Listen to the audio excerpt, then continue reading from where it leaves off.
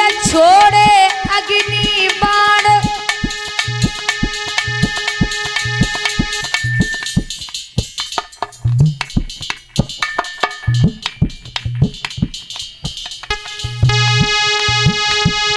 जले जब ज्वाला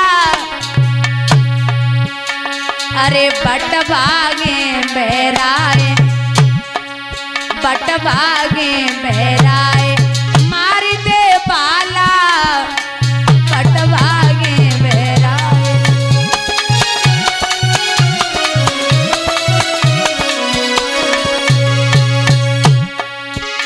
महाराज जमा करी अग्नि दे बेटा, ऐसो जोहर करे, ऐसो जोहर करे, खेत में पड़ गई दैया चाल, ऐसो जोहर करे।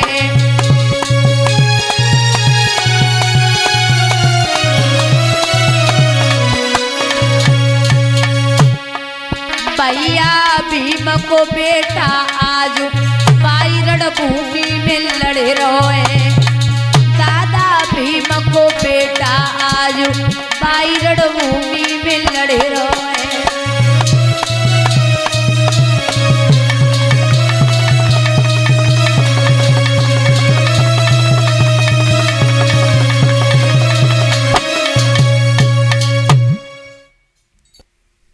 आज जब भीम का बेटा सबको मार रहा है तो दुर्योधन कहने लगा कर्ण, बोले हाँ भैया, खड़े खड़े मुंह क्या देख रहे हो, ये सबको मार देगा, वज्र शक्ति का प्रहार करो। दुर्योधन की बात सुन के कर्ण बोले दिमाग तो ठीक है, क्या कह रहे हो, तुम्हें पता है कि ये वज्र शक्ति अर्जुन के लिए रखी है, अगर मैंने वज्र शक्ति इस बेटे पर मार दी तो समझ लेना कि अर्जुन बच जाएगा। दुर्योधन बोले बचवे की हमारी तुम्हारी आशा ना है, जितना विलक्षण युद्ध कर रहा है, जब हम और आप बचेंगे तभी तो अर्जुन लड़ने आएगा। वज्र शक्ति का प्रहार करो। महाराज जैसी वज्र शक्ति का प्रहार हुआ है, आज भीम का बेटा घटोत्कच उस रणभूमि में मारा गया।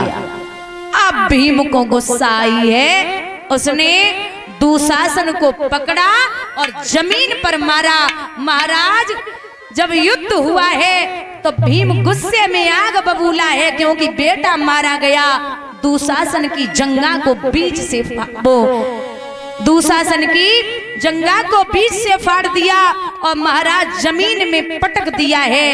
दुशासन जब उस रणभूमि में मारा गया, अब दुर्योधन खड़ा हो गया और कर्ण से बोलो भैया, अब हमारे हाथ में कछु नहीं बचो, कहां जाए, क्या करें।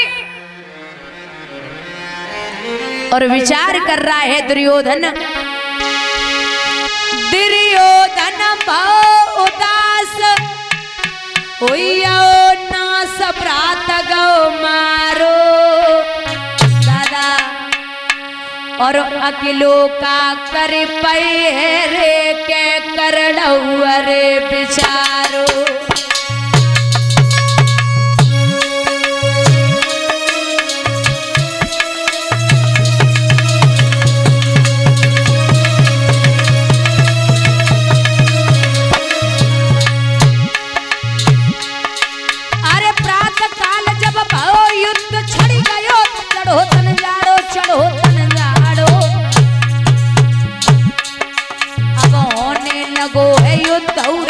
सुनियो मेरे भ्रातों,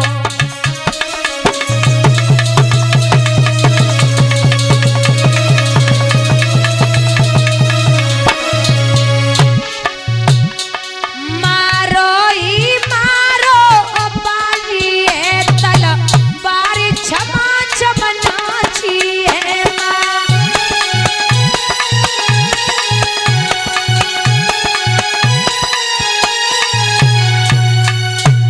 महाराज जब युद्ध हो रहा है, एक दूसरे को मार रहे, तो एक बात याद रखना, जब कर्ण बाण चलाता है ना तो साक्षात परमात्मा रथ को हाँक रहे, भगवान का रथ 2.5 कदम पीछे हट जाता है। कर्ण जब बाण मारता है तो भगवान का रथ 2.5 कदम पीछे हट जाता है, और जब अर्जुन बाण मारता है तो कर्ण का रथ 7 कदम पीछे हट जाता है। जब वो कर्ण युद्ध बराबर कर रहा है, अकेला है, कर्ण को पता था महाराज भगवान के सामने मेरी नहीं चलेगी, तब भी बराबरी की लड़ाई लड़ रहा है। अंत में जब निहत्था हो गया, जमीन पे गिर पड़ा, तो भगवान अर्जुन से बोले, अर्जुन काहे को खड़े हो, आगे बढ़ो और बाण चलाओ। अर्जुन रोए कि बोले, कन्हैया ये हमारा धर्म नहीं बनता है कि मैं निहत्थे पे बाण चला सकूं। भले ही कुछ भी हो है तो मेरा भाई। एकदम से भगवान कहने लगे, जब भाई बैरी बन जाए और भाई अन्याय का साथ दे, अधर्म की लड़ाई भाई लड़े, तो वहां मारने में कोई दिक्कत नहीं है, तुरंत मार दो। भगवान की बात सुन के अर्जुन रोए। कर्ण बोले, क्या कर रहे हो, निहत्थे पे बाण चला रहे, शोभा नहीं देता। ये कर्ण जब जमीन पे पड़ा है और अकेला है, तो विद्वान कहते हैं, महाराज एक बात बताइए, पूरा परिवार था, दुर्योधन भी चला गया, अगर होता तो दुर्योधन भी साथ में ही होता ना। क्या बात है जो अकेले कर्ण वहां घेरा गया और मारा गया।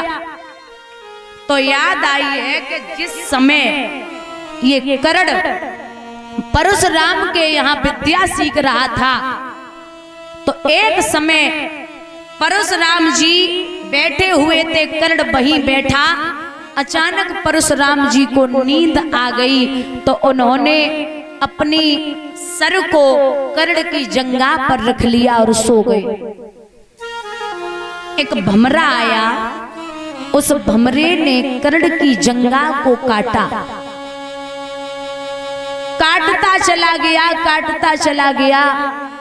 महाराज दर्द सहन नहीं हो रहा, कर्ण पे खून बह रहा है, लेकिन कर्ण ने मुख से आवाज नहीं निकाली ताकि गुरुजी की नींद खराब न हो जाए। अचानक परशुराम जी के नेत्र खुले, क्योंकि ये परशुराम जी क्षत्रियों को नहीं, सिर्फ और सिर्फ ब्राह्मणों को ही विद्या अध्ययन कराते थे। ये कर्ण छिपकर के विद्या अध्ययन कर रहा था। खून देखा है परशुराम जी ने, तो कर्ण के मुख को देख करके बोले कि आज हमें पता चला कि तू किसी ब्राह्मण का बेटा नहीं है, तो किसी क्षत्रिय का बेटा है। ब्राह्मण का बेटा होता तो इतना दर्द कभी सहन नहीं कर सकता था। तू क्षत्रिय का बेटा है, तूने छिपके मेरे साथ में विश्वासघात किया, जा तेरे साथ में भी विश्वासघात हो जाएगा, तू भी अकेला मारा जाएगा, तेरे आमने सामने आगे पीछे कोई नहीं होगा। कर्ण जमीन पर पड़े हैं और भगवान से बोले हैं कि महाराज यहाँ अनरीति की लड़ाई मत लड़ो, ये अधर्म हो रहा है। तो भगवान कहने लगे, आज तो धर्म और अधर्म की याद आ रही है। एक सुन ले एक बात, कि अब तो